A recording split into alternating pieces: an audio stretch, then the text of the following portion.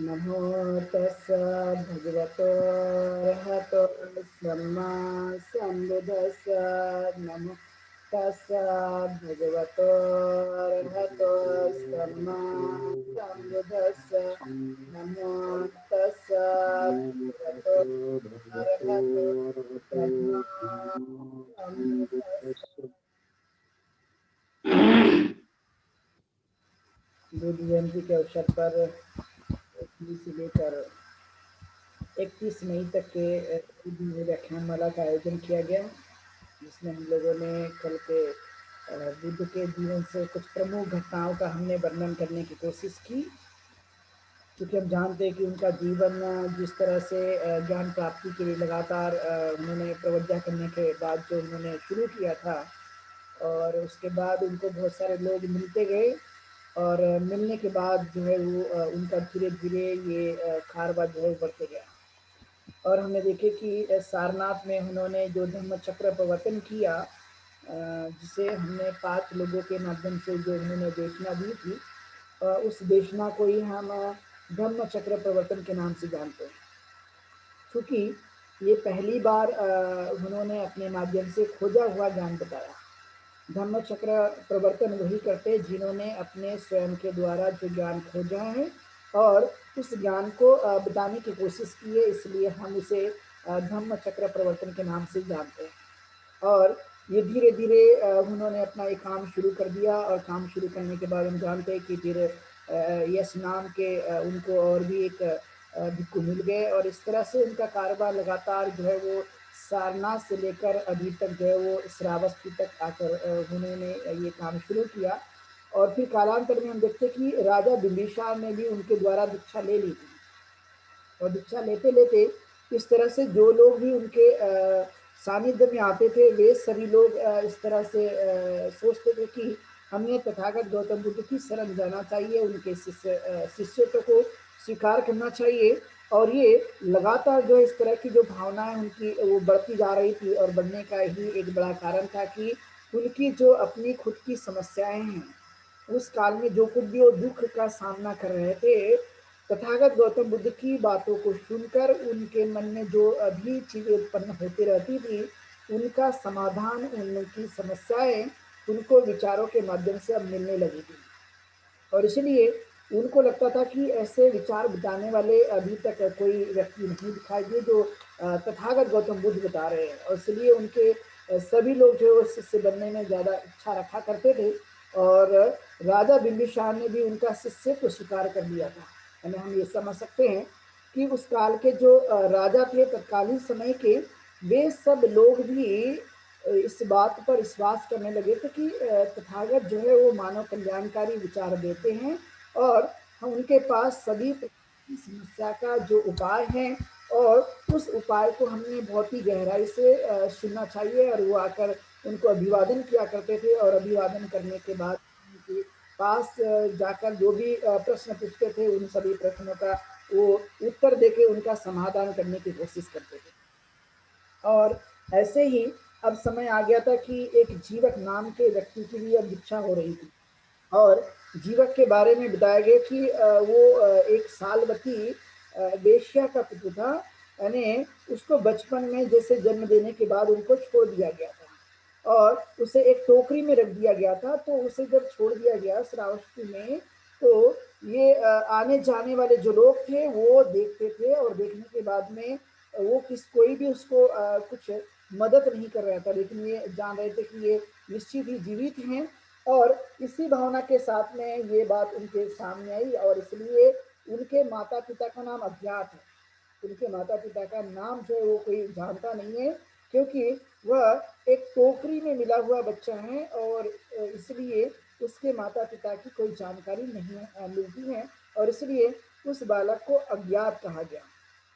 और वो टोकरी में मिलने के कारण, टोकरी में जिंदा था, जिंदा होने की वजह से उसका नाम जीवक रखा गया। उसको लोग जो है वो जीवक के नाम से इसलिए जानते कि वो जीवित रहा।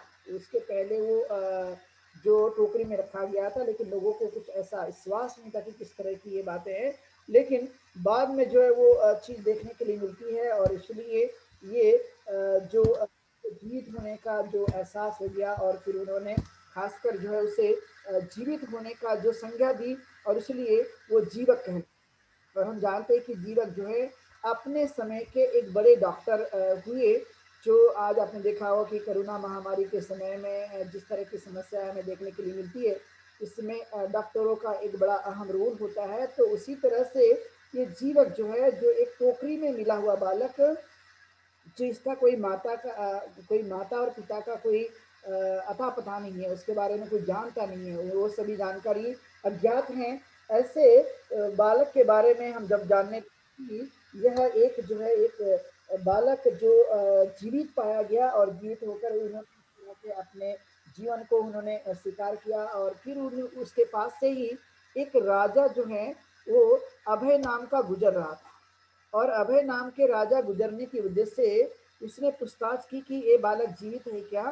तो उन्होंने जो है वो बालक के बारे में जाना कि ये टोकरी में बच्चा जीवित है और जीवित की धारणा लेकर जो उन्होंने कहा कि मैं इसको स्वीकार करूंगा।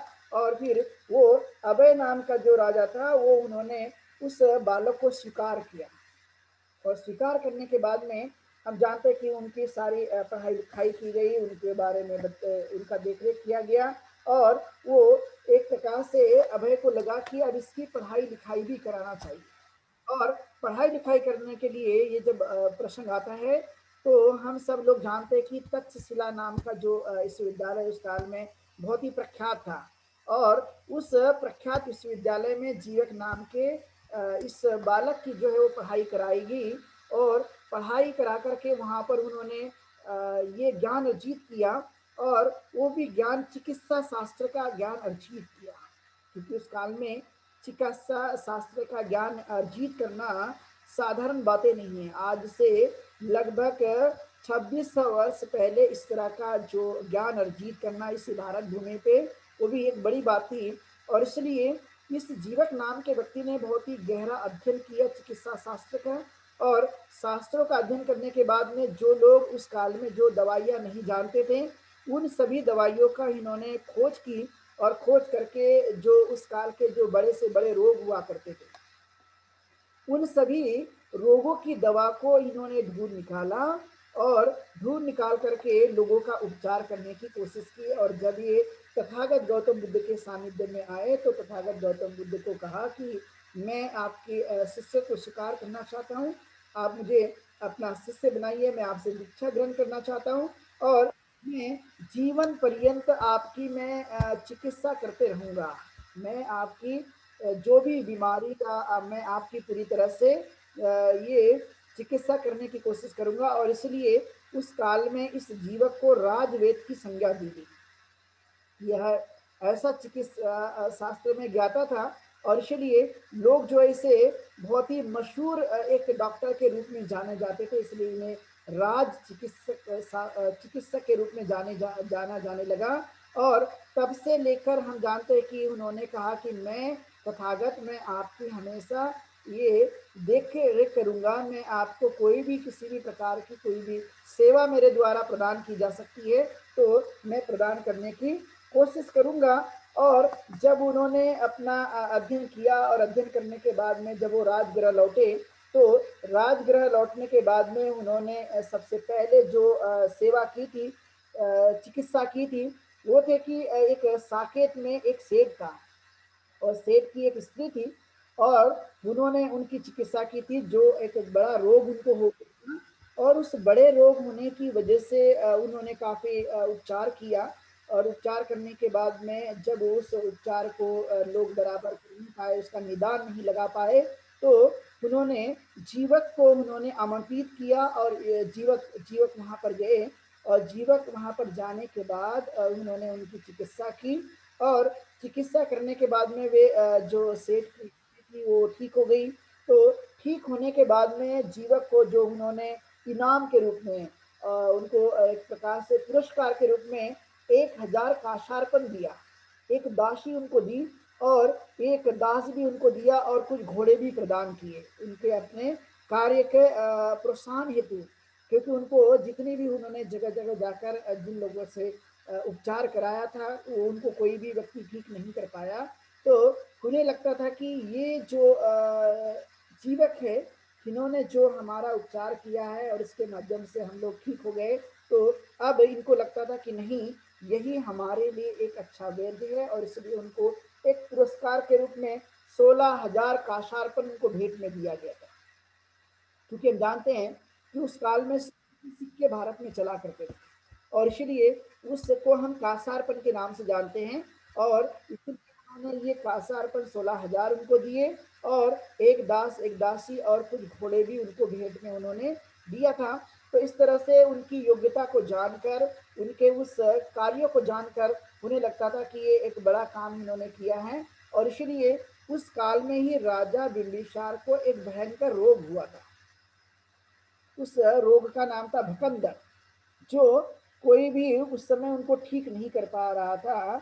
ऐसे समय में जीवक ने इस रोग को ठीक करने की कोशिश की थी। राजा बिंबिसार को जो रोग हो गया, भकंदर जैसे नाम का रोग, भयंकर रोग था, उस रोग को भी उन्होंने ठीक करने की कोशिश की। और इस तरह हम जानते हैं कि वो एक बड़ा एक ऐसा डॉक्टर था, ऐसा एक चिकित्सक था, जिन्होंने अपने समय काल में उन चीज़ों को करने की कोशिश की और पूरी तरह से सेवाएं प्रदान की। हम समझ सकते हैं कि उस काल में इस तरह की सेवाएं प्रदान करना कोई साधारण बातें नहीं है।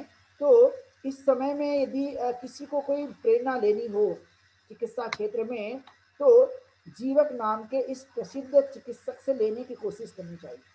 आज के समय में आपने देखा होगा कि अधिकतर हर चीज व्यवसायिक रूप से बनते जा रही है, लेकिन सेवा जो भावना है वो व्यक्ति के जीवन में उतनी महत्वपूर्ण नहीं दिखाई देती है। लेकिन इस जीवक ने जो ज्ञान अर्जित किया, जो उन्होंने औषधि ढूंढ कर निकाली थी, जो नया नया रिसर्च किया था इस क्षेत्र में, तो उसके माध्यम से जो उन्होंने ये करने की कोशिश की। और वो सिर्फ ज्ञान ही अर्जित नहीं किया, तो ज्ञान अर्जित करने के बाद में उन्होंने लोगों की सेवा करने का भी काम किया, क्योंकि उनको लगता था कि मैं इस तरह की सभी चीज़ों को जानता हूँ।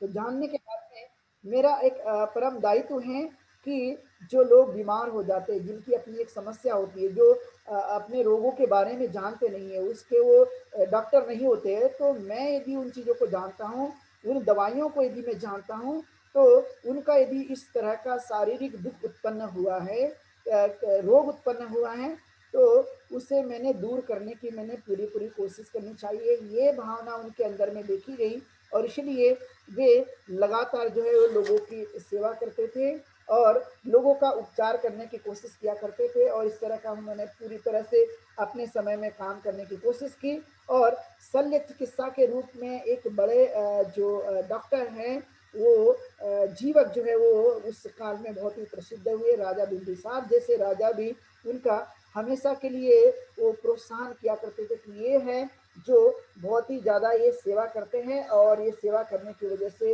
इस तरह के कार्य करने में वो हमेशा लगे रहते हैं। और वे बड़े ही शालीनता के साथ अपने कार्यों को भली भांति किया करते थे। और इसलिए जब तथागत गौतम बुद्ध का सानिध्य का लाभ उन्हें प्राप्त हो गया, तो उन्होंने स्वयं कहा कि हे तथागत, आप मुझे हमेशा के लिए अपना उपासक स्वीकार करें। मैं आजीवन में आपका उपासक बनकर जीवन जीना चाहता हूँ। क्यों?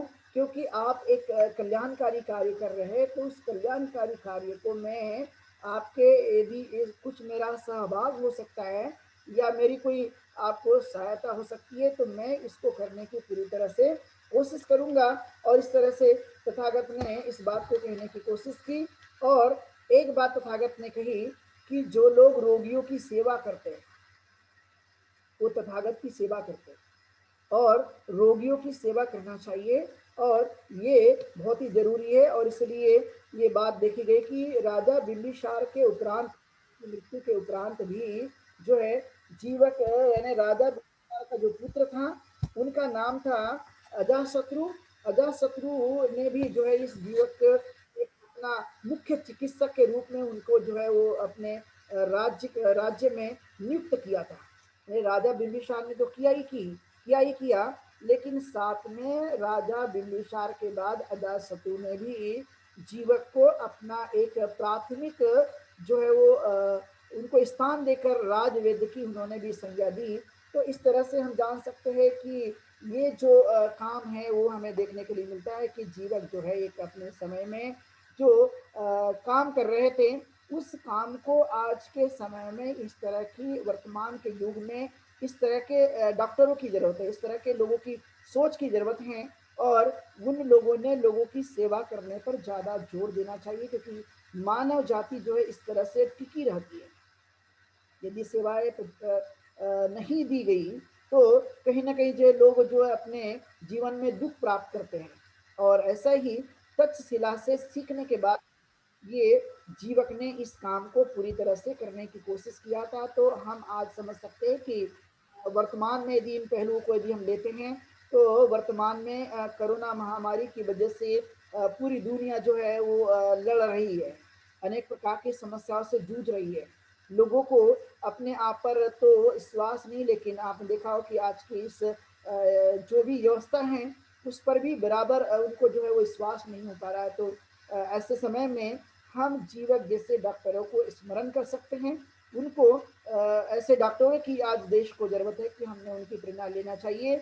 लेकिन आज हमारे देश के अंदर में ये सर्वश्रेष्ठ और अपने समय के बहुत ही मशहूर चिकित्सक शल्यकार जो है वो जीवक, उनको कोई भी आदर्श नहीं मानता। सारे जो लोग हैं वो इनको उतना स्मरण नहीं करते, तो हमें इस बातों का एहसास होना चाहिए कि किस तरह से उन्होंने अपने समय काल में सेवाएं प्रदान करने की कोशिश की और तथागत गौतम बुद्ध के सानिध्य में आकर किस तरह से वो धर्म का अभ्यास करते हुए, धर्म का पालन करते हुए उन्होंने अपनी एक बड़ी उपासक की भी भूमिका रखी। और नहीं तो आपने देखा होगा कि कई लोग ऐसे होते हैं कि यदि कोई पदवी प्राप्त कर लेते हैं या कोई ऐसी उपाधि प्राप्त कर लेते हैं और कुछ ज्ञान को जानते हैं, तो ज्ञान को जानने के बाद में कहीं न कहीं व्यक्ति का अहंकार बढ़ जाता है और अहंकार की वजह से वो लोगों के प्रति में उनका जो सद्भावना है, वो कहीं न कहीं समाप्त होती हुई नज़र आती है। लेकिन जीवक जैसे व्यक्ति के बारे में हम ये बात कह सकते हैं कि वे जितने जानकार थे इस शल्य चिकित्सा के और औषधि के लिए और उपचार करने के लिए, लेकिन कभी भी उन्होंने अपने जीवन काल में अहंकार अहंकार नहीं लाया, अपितु उन्होंने एक सेवा की भावना को बनाए रखने की पूरी तरह से कोशिश की और उसका एक अद्भुत प्रभाव जो है वो उस काल की जनता पे होते हुए हमें नजर आता है, क्योंकि उनको एक राजवेद्य को नियुक्त करके जनता की सेवा करने के लिए उन्हें लगाया गया था और उस काल में जो है उन्होंने पूरी तरह से लोगों की सेवाएं की, लोगों का उन्होंने पूरी तरह से ध्यान रखा और तथागत को कहा कि मैं जब तक रहूंगा और आप जब तक रहेंगे तब तक मैं आपके प्रति सेवाएं प्रदान करने की कोशिश करूंगा। आप मुझे किसी भी समय, किसी भी पल में आप जो है मुझे आमंत्रित कर सकते हैं। इस तरह की बातों को उन्होंने बताने की कोशिश की और किस तरह से तथागत का ये जो धम्म दीक्षा का सिलसिला है वो रुकता नहीं है, वो लगातार बढ़ते ही रहता है। तो बढ़ते बढ़ते हमने पाया कि रट्टपाल नाम के एक व्यक्ति की अब वो दीक्षा हो जाती है और वो रट्टपाल नाम के व्यक्ति की दीक्षा होती है और वो चाहता है कि मैं भिक्खु संघ में शामिल हो जाऊं, मैं भिक्खु बनना चाहता हूँ। तो उस काल का दौर ऐसा था कि कुछ लोग उपासक बनकर जीवन जीना चाह रहे थे और कुछ लोग भिक्खु संघ में आकर जीवन को जीना चाहते थे। तो उपासक के रूप में हमने ये देखा कि ये जो जीवक है ये उन्होंने अपने जीवन को स्वीकार किया, लेकिन रखपाल को लगता था कि मैंने अब भिक्खु संघ में जो है वो जीवन को जीना चाहिए, इस तरह की वो भावना थी। और तथागत गौतम बुद्ध जो है वो कुरु प्रदेश में चारिका करने के लिए निकले और कुरु जनपद के जो तुल्लकोटित नाम का जो निगम है, यहाँ पर आकर वो ठहरे थे। यानी आज का समय का यदि आप भाग समझते हैं कुरुक्षेत्र का, तो आप समझ सकते हैं कि जो दिल्ली वाला भाग है हरियाणा का और उत्तर प्रदेश का कुछ भाग जिसे हम कुरु प्रदेश के नाम से जानते हैं। अब ये तथागत बुद्ध जो है वो इस तरफ आए और आने के बाद में वहाँ पर वो एक फुलकोटित नाम के एक निगम में ठहर गए और कुरुवासियों को जब पता हो गया कि तथागत गौतम बुद्ध आए हैं, तो वे काफी लोग तथागत गौतम बुद्ध के दर्शनार्थ आए। उन्होंने तथागत गौतम बुद्ध का दर्शन किया और सभी लोगों ने उनका अभिवादन करके एक ओर बैठ गए और वो तथागत गौतम बुद्ध के उपदेश को सुनना चाहते थे कि तथागत बुद्ध आखिरकार किन बातों को बताने की कोशिश करते हैं। तो उनमें से ही एक ब्राह्मण जो गृहपति हैं, गोपाल नाम का एक तरुण बैठा था और वो काफी युवा था और वो एक श्रेष्ठ कुलों में उत्पन्न हुआ था।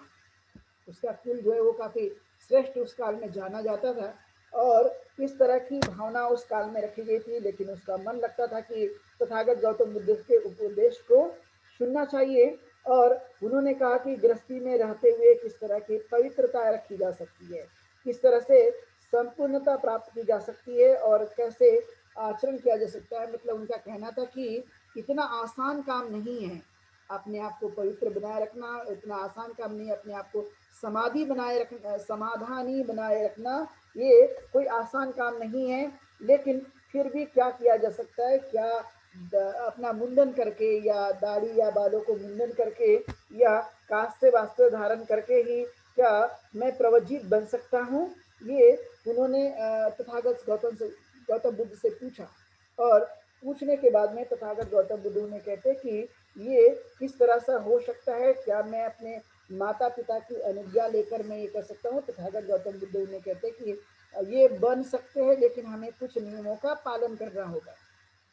यदि उन नियमों को पालन करते हैं तो स्वाभाविक तौर पे हम इस काम के लिए आपको ये अवसर प्रदान कर सकते हैं, क्योंकि तथागत गौतम बुद्ध का धर्म ओपन टू ऑल था, सबके लिए खुला था कि कोई भी आदमी यहाँ पर आ सकता है, कोई भी आदमी इसमें इस धर्म का अंगीकार कर सकता है, इस जीवन जीने की कला को जान सकते हैं और अपने जीवन को एक उत्कृष्ट जीवन तक लेकर जाने के लिए वो हमेशा यहाँ पर आकर प्रयास कर सकता है। इसलिए तथागत गौतम बुद्ध ने ये धर्म का रास्ता ओपन टू ऑल, सबके लिए खुला किया था। कहीं का भी हो, किसी जगह पे भी, किसी कुल में भी जन्मा हो, लेकिन वो यहाँ पर आ सकता है। इसलिए तथागत गौतम बुद्ध के धर्म को हम जानते कि संज्ञा जो दी गई है वो महासमुद्र की दी गई है, महासागर की दी गई है, कि जिस तरह से महासागर में आकर सभी नदी नाले और झरने के जो पानी आता है वो एक रंग में जो रंग जाता है, उसी तरह से तथागत गौतम बुद्ध के संग में भी कहीं से भी कोई भी व्यक्ति आए, लेकिन वो एक जैसे व्यवहार करेगा, एक जैसे जीवन को जिएगा। इसलिए तथागत गौतम बुद्ध ने अपने धर्म को जो बताया कि कोई भी व्यक्ति यदि अपने जीवन को श्रेष्ठ मार्ग पर ले जाना चाहता है, अच्छा जीवन को जीना चाहता है और अपने जीवन में वह निर्वाण की प्राप्ति चाहता है, तो इस इसमें स्वागत है। वे निश्चित ही अपने कार्यों को अच्छा बना सकता है।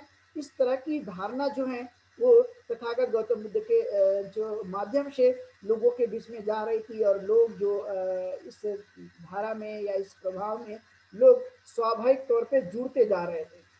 उनको लगता था कि ये तथागत गौतम बुद्ध जो है बहुत ही कल्याणकारी मार्ग बताते जा रहे हैं, इस कल्याणकारी मार्ग को अपनाना चाहिए और जो हम दुखी जीवन जी रहे हैं, इस दुख से हमें बाहर निकलने की कोशिश करनी चाहिए।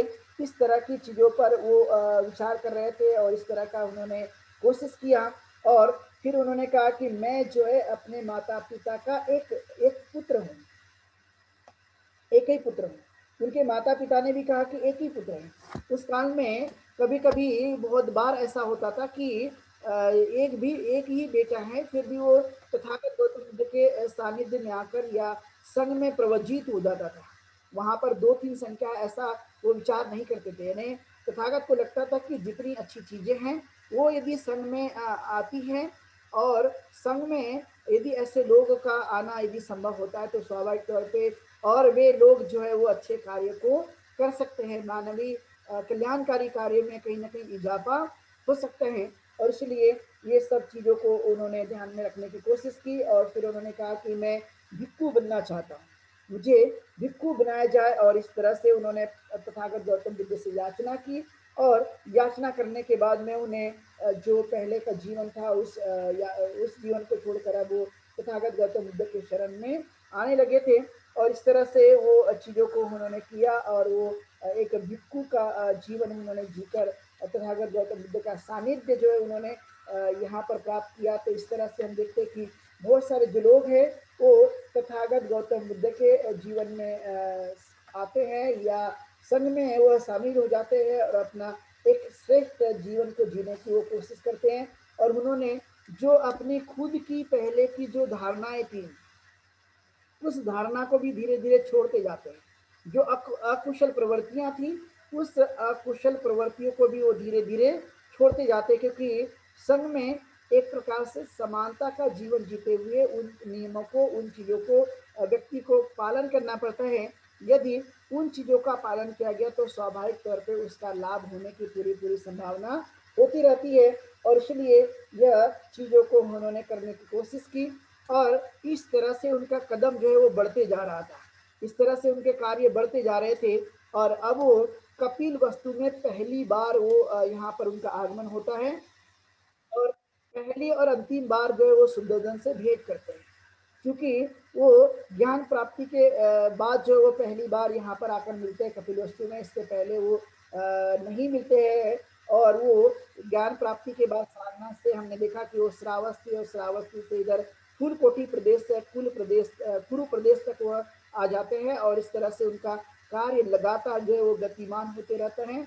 और फिर वो अंतिमतः जो अपने जन्मस्थली, जिसे हम कहते हैं कि जहाँ के उनके पिता रहने वाले थे कपिल वस्तु, वो कपिल वस्तु में उनका आगमन हो जाता है। और वो इस तरह से कार्य को लगातार जो है वो बढ़ाए रखने की कोशिश कराते रहते हैं, कि ये जो मेरा धर्म का मार्ग है, ये लोगों के विकास के लिए, लोगों की प्रगति के लिए लगातार यहाँ मिलते रहने के लिए, ये सतत एक प्रक्रिया के रूप में, सतत एक जागरूकता के रूप में, सतत एक मानवीय कार्य के रूप में, और अपनी स्वयं की एक कर्तव्य निष्ठा मानते हुए वो लोगों के जीवन में एक प्रभावकारी असर डालने के लिए लगातार वो कार्य करने पर जोर दिया करते थे।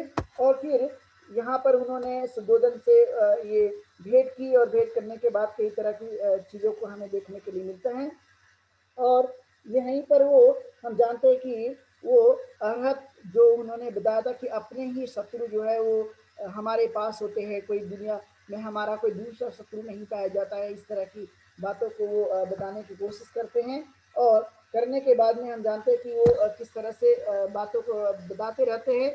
और जब वो चारिका करने के लिए निकलते हैं तो सिद्धार्थ गौतम सम्यक संबुद्ध को जब उन्होंने देखा कि एक राजपुत्र जो है वो चारिका कर रहे हैं, तो चारिका की जब देखते हुए सुद्धोधन राजा के मन में बड़ी लज्जा उत्पन्न हुई कि मेरे पास किसी भी प्रकार की कोई कमी नहीं है, लेकिन उसके बावजूद भी मेरा ये बेटा जो है वो चारिका कर रहा है, लोगों के सामने, घर के सामने खड़ा है, और वो जो वस्तु मिल जाएगी उस चीज़ों का वह इंतज़ार कर रहा है।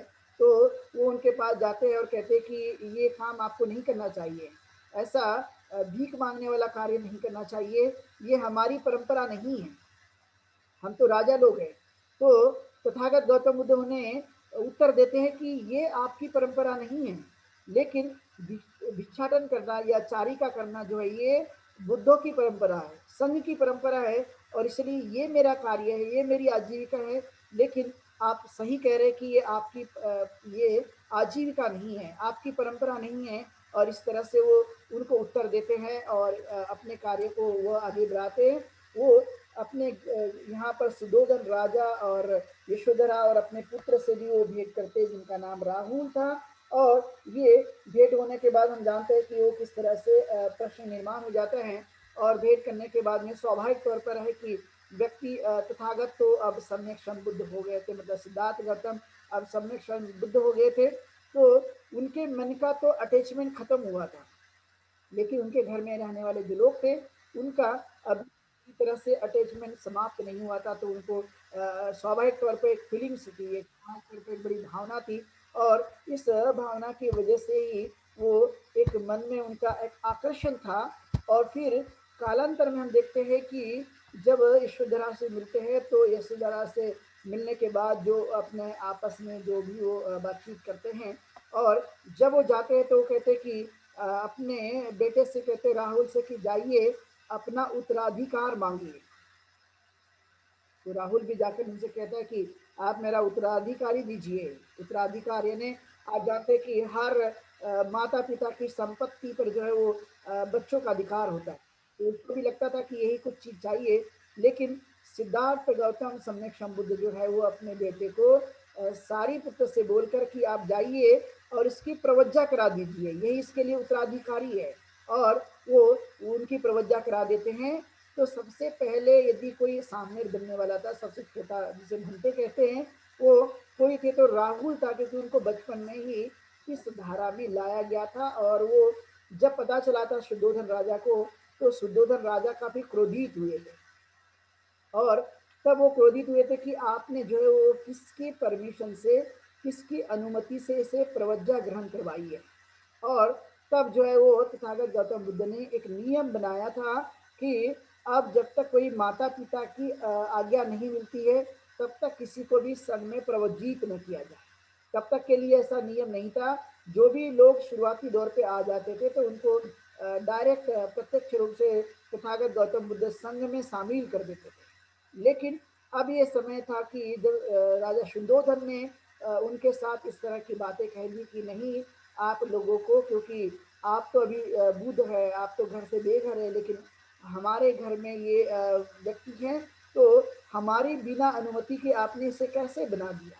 और तब तथागत ने जो है इन बातों को ध्यान में रखते हुए कहा कि कोई भी व्यक्ति यदि वह संघ में शामिल होता है, तो उस व्यक्ति के लिए सर्वप्रथम जो है वो योजना बनाई जाए और उन्हें आज्ञा लेना होगा अपने घर के लोगों से। जब तक वो आज्ञा नहीं लेंगे, तब तक जो है उन्हें अनुमति नहीं दी जाएगी कि वो संघ में शामिल हो सके। तो इस तरह से एक बड़ी बात हमें देखने के लिए मिलती है। और संघ इस तरह से वह और भी बढ़ोतरी करता है, लोगों के सुखी होने का मार्ग बताते रहते हैं, लोगों को कल्याणकारी मार्ग बताते रहते हैं। और लोग भी संघ को देखकर बड़ा प्रफुल्लित होते हैं, क्योंकि संघ की संख्या दिनों दिन बढ़ते जा रही थी। संघ संख्या कम नहीं, अपितु वह संख्या बढ़ती ही जा रही थी। इसलिए लोगों के बीच में एक बड़ा उत्साह था, लोगों को देखने के लिए चारों तरफ एक प्रसन्नता का माहौल होते जा रहा था। लोग बड़े खुश होते जा रहे थे कि ऐसे भी श्रमण होते हैं जो इस तरह का जीवन को जीने की कोशिश करते हैं। तो ये जो भावना उनके मन में आ रही थी प्रसन्नता की और आनंद की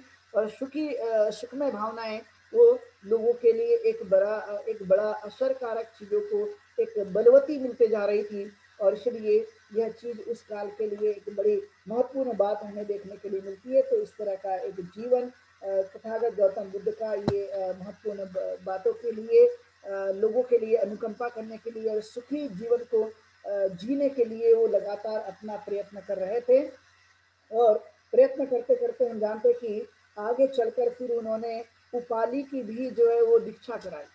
उपाली एक नाई थे और उन्होंने उनकी दीक्षा कराई। और उन्होंने उनके साथ जो भी दीक्षित होने वाले लोग थे, उनमें से सबसे पहले उपाली नाई की उन्होंने दीक्षा कराई। उनको लगता था कि जो उच्च कुल के लोग हैं, उनके मन में ये भावना निर्माण न हो जाए कि हम जो है इनका आदर ये लोग करेंगे, छोटे लोग हमारा आदर करेंगे और बड़े लोग इनका आदर करेंगे। जो इस तरह की जो भावना होती है, उस भावना को, उस अहंकार को समाप्त करने के लिए तथागत गौतम बुद्ध ने बहुत ही अच्छा एक दिमाग को सोच कर विचार करके एक समानतावादी सोच को लोगों के सामने लाने की कोशिश की।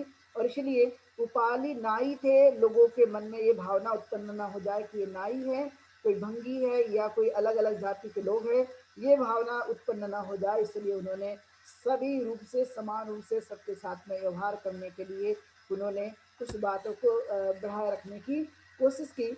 और इसलिए दुनिया भर में सबसे एक अच्छी बात देखने के लिए मिलती है कि बुद्ध धर्म में ये एक सबसे अहम बात है।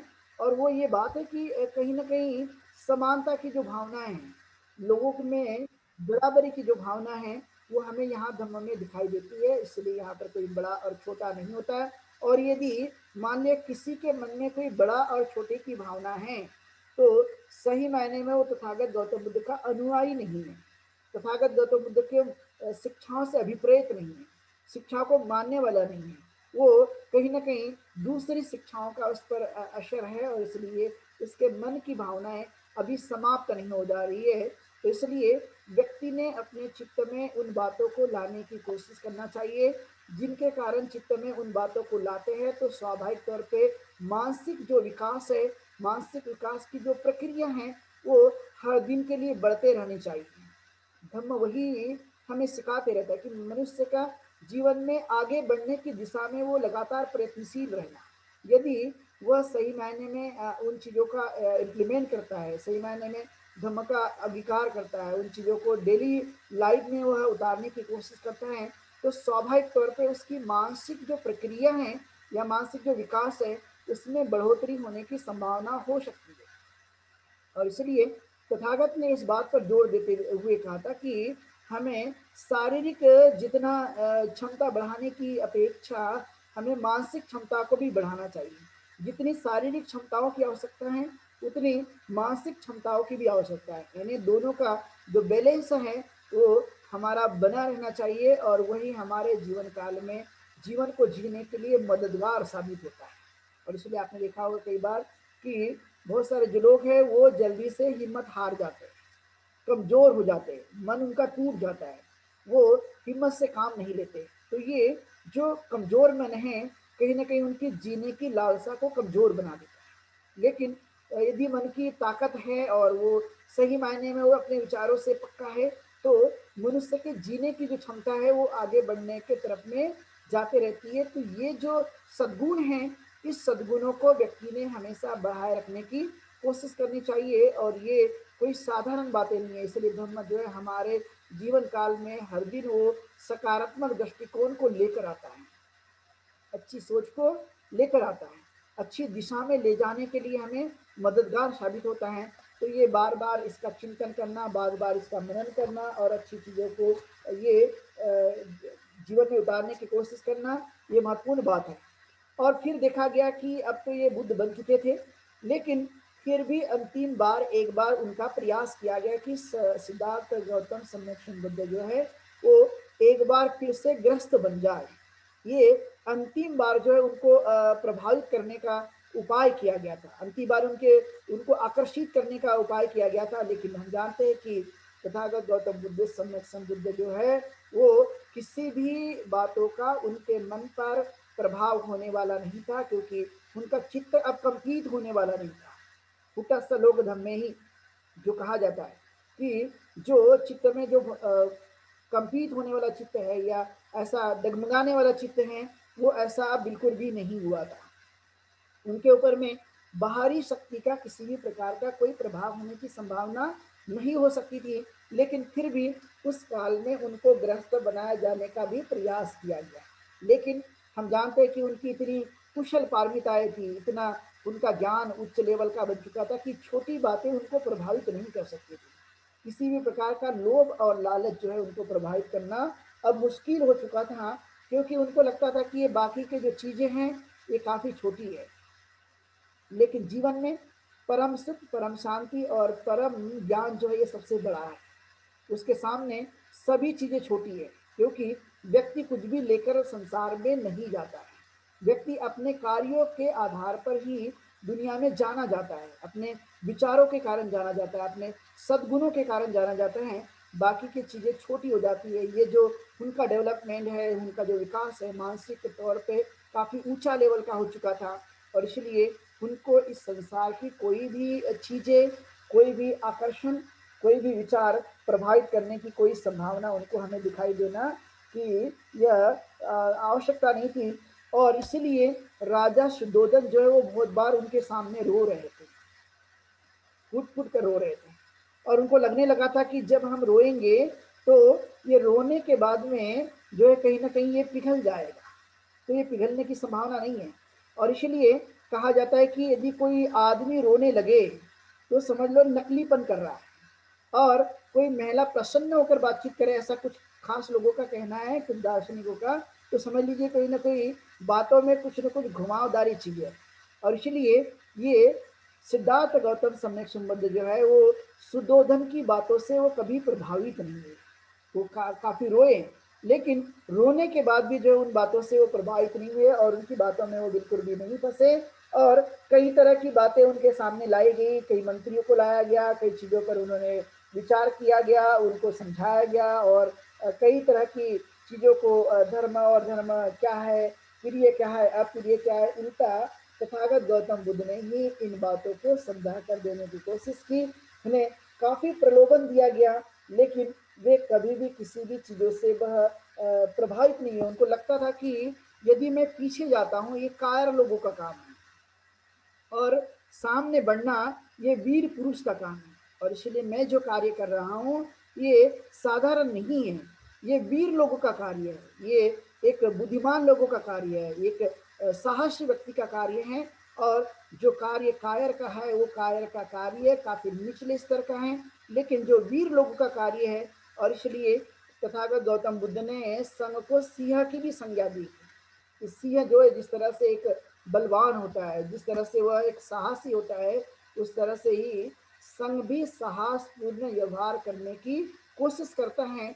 और इसलिए उन्होंने वीर की संज्ञा दी थी, साहस की संज्ञा दी थी कि साहस के साथ में वीर पुरुष के समान अपने कार्य को हमेशा करने की कोशिश करनी चाहिए।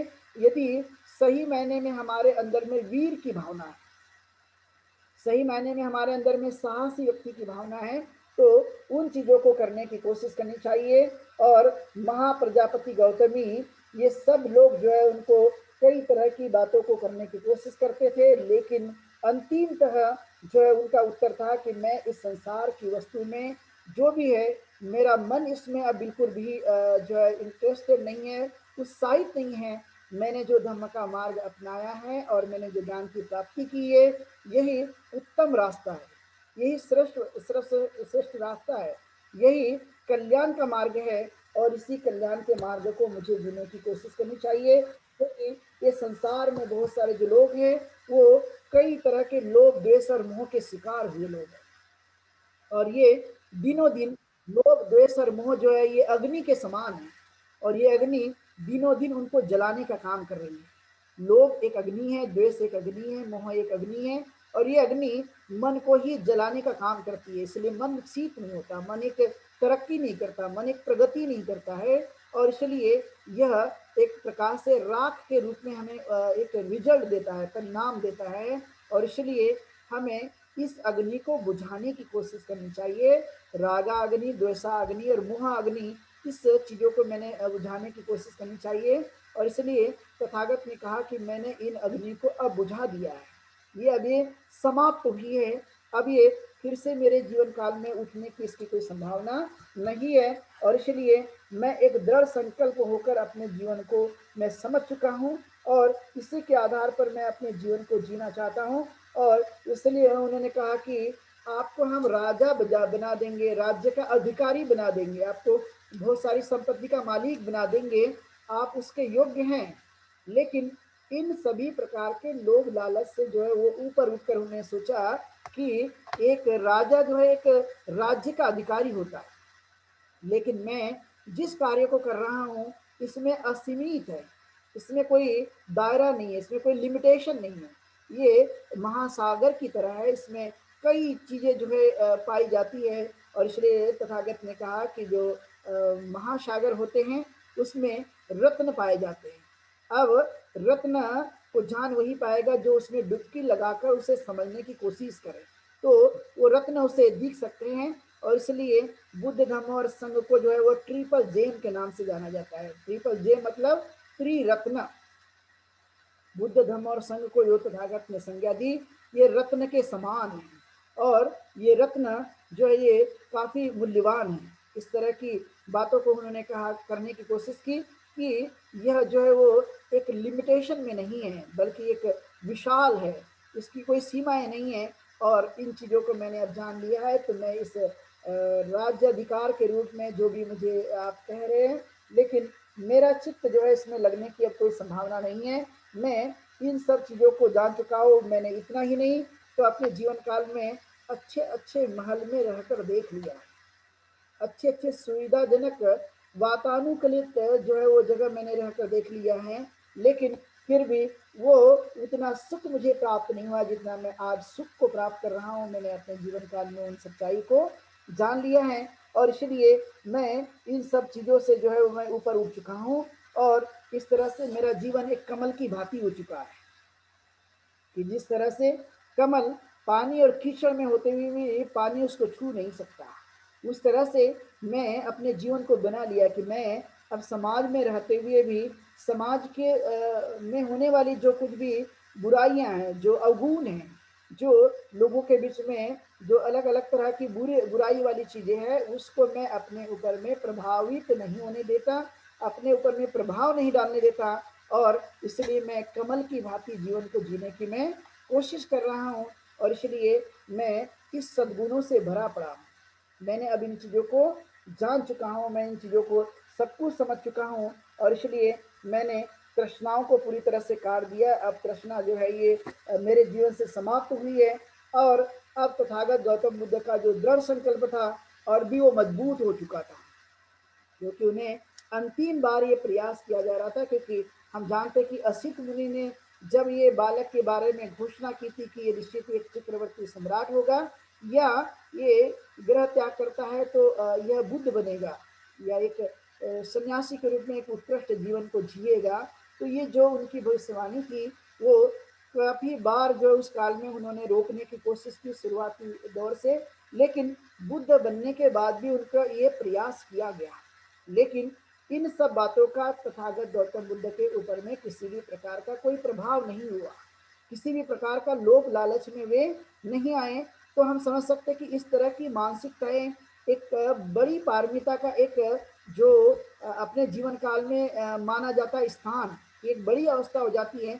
और जब मनुष्य एक बड़े स्तर तक पहुंच जाता है तो छोटी बातें उनके लिए धीरे धीरे समाप्त हो जाती है और बड़ी बातें का मानसिकता पे एक बड़ा प्रभाव होते हुए नजर आता है। और इसलिए यही एक जीवन में बात देखी जाती है कि व्यक्ति का ज्ञान कैसे परिपक्व होता है, मेच्योरिटी कैसे बढ़ती है, मनुष्य अपने उस लेवल जा सकता है।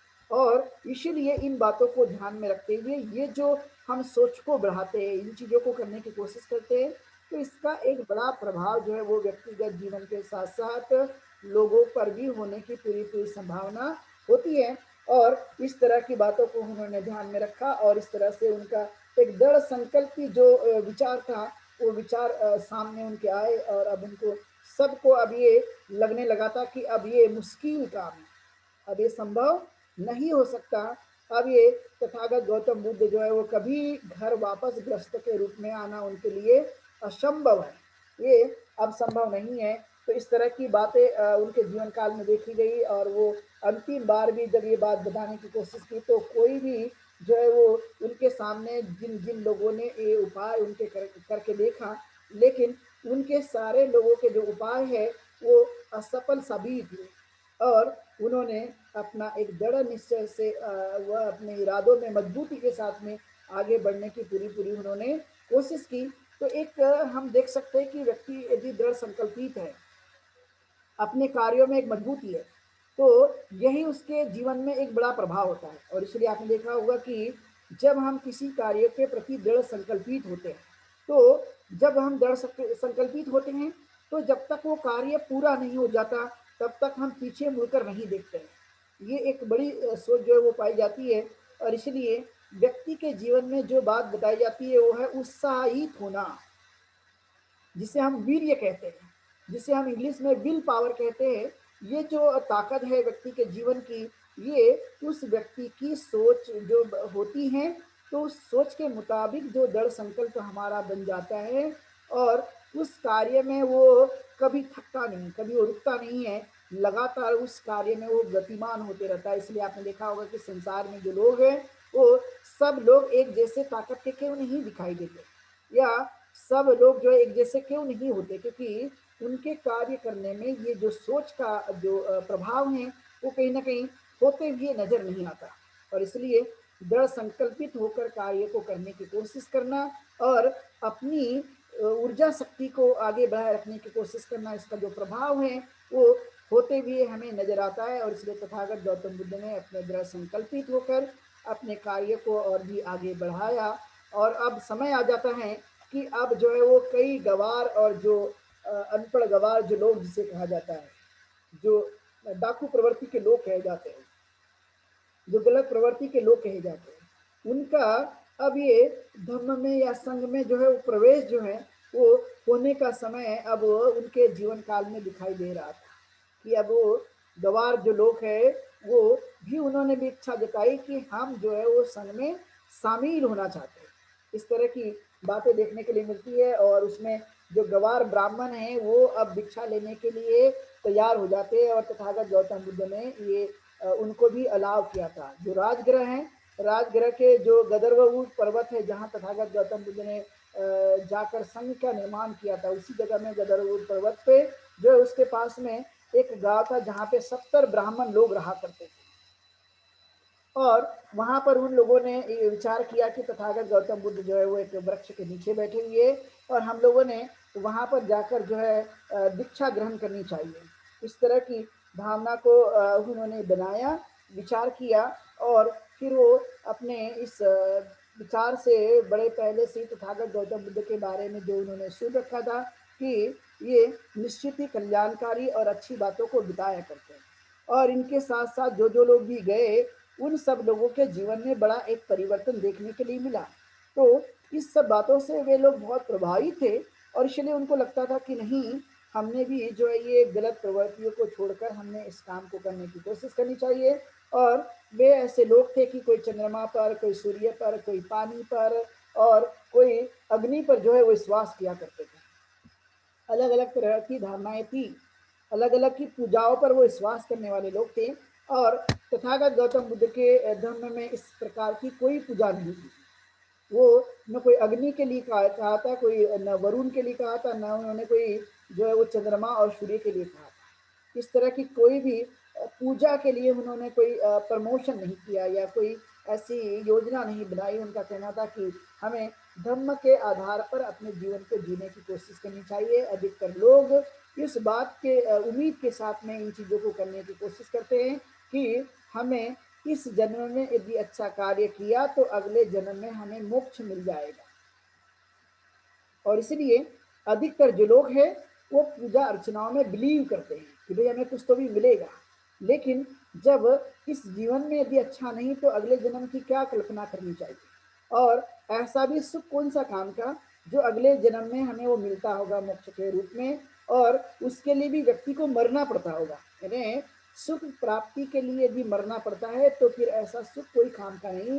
तथागत के जीवन में या धर्म में ये संभावना था कि यदि आपने अभी अच्छा कार्य किया तो अच्छा कार्य करके अभी इसी समय में सुख की प्राप्ति हो सकती है, अभी अच्छा हो सकता है।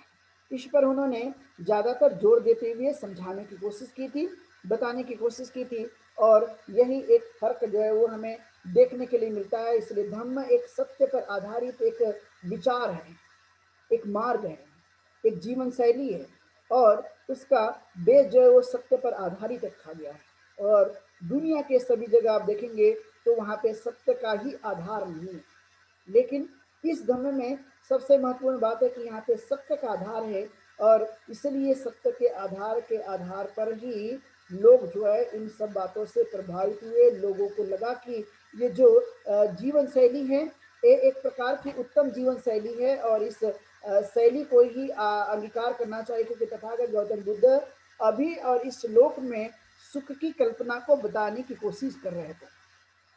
और इसलिए उनको लगता था कि यही एक उपाय है, यही एक अच्छी बातें हैं और उन्होंने कहा कि मेरा अनुसरण करना, सच्चा श्रमण बनना और धर्म का पालन करना, धर्म के अनुसार जीवन को जीना, यही मेरे मार्ग का आधार है। इसी मार्ग पर चलने की कोशिश करना चाहिए। यदि कोई भी व्यक्ति इस मार्ग का अनुसरण करने के लिए और इस तरह की जीवन शैली को जीने के लिए यदि वो तैयार है, तो इसका लाभ हमारे अपने जीवन काल में होने की पूरी-पूरी संभावना हो सकती है। इस तरह से उन्होंने जोर देते हुए बातों को करने की कोशिश की और बताकर जो है लोगों के जीवन में एक बड़ा परिवर्तन लाया और एक ऐसे लोग जो अपने जीवन में कभी भी धर्म को नहीं जानते थे, ऐसे लोग जो कभी जिनको पता ही नहीं था कि जीवन कैसे जीना है, लोगों को पता ही नहीं था कि अंधकार से प्रकाश की तरफ में कैसे जाना है, लोगों को पता नहीं था कि अज्ञान से ज्ञान की तरफ में कैसे जाना है। लोग वो दूसरों पर आश्रित थे, दूसरी पर की शक्ति पर विश्वास रखने की कोशिश करते थे और उनके सहारे अपनी नैया जो है वो पार कराने में लगे हुए थे। तथागत ने कहा कि आप उनके नैया या नाव पर सवारी होकर यदि आप पार करना चाहते हैं तो ये नामुमकिन है। जब तक आप स्वयं की इस भावना के साथ ओत-प्रेत नहीं होंगे तो हमें इस सांसारिक जो जीवन नैया है या नाव है, हमें अपने स्वयं को ही चलाना होता है। और इसलिए अपने माध्यम से ही ये सब कुछ हासिल किया जा सकता है। इस तरह की बातों को उन्होंने बताने की कोशिश की और इस पर जोर देते हुए जब लोगों को पता चला कि तथागत ने इन बातों को बताया, लोग ये सुनकर प्रभावित होते थे और फिर ये धम्म में आ जाते थे। तो इस तरह की एक बड़ी बात जो है उनके समय में देखी गई।